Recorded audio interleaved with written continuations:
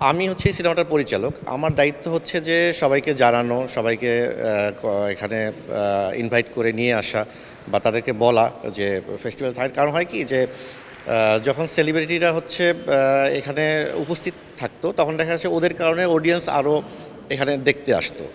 হ্যাঁ, তো আমার জায়গা থেকে আমি আমার যারা কলাকুশলী বা শিল্পী আমি সবাইকে বলেছি, ইনভাইট করেছি। এখন আহ, আমার যে এই সিনেমার যে নায়িকা স্পর্শী ও দেশের বাইরে আছে, আর বাকি যারা সবাই দেশে আছে। তো আমি দেখেছি আসলে যে একটা সিনেমা যখন সিনেমা হলে রিলিজ হয় বের হয় তখন আসলে শিল্পীরা থাকে, উপস্থিত থাকে, সবাই যায়।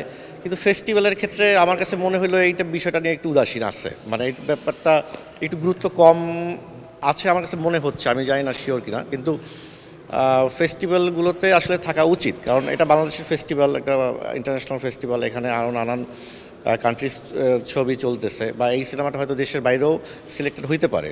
হ্যাঁ, তো ওই জায়গা থেকে মনে হয় আমাদের সবার একটু ফেস্টিভ্যালটার প্রতিও গুরুত্ব দেওয়া উচিত, থাকা উচিত। তাহলে হচ্ছে যে যেমন সিনেমাটা চলতেছে কিন্তু অডিয়েন্স খুবই কম, সেই সেলিব্রিটিরা থাকলে বা এটা কলাকুশলী থাকলে সবাই আগ্রহ প্রকাশ করে আরও দেখার জন্য সবার সাথে বসে।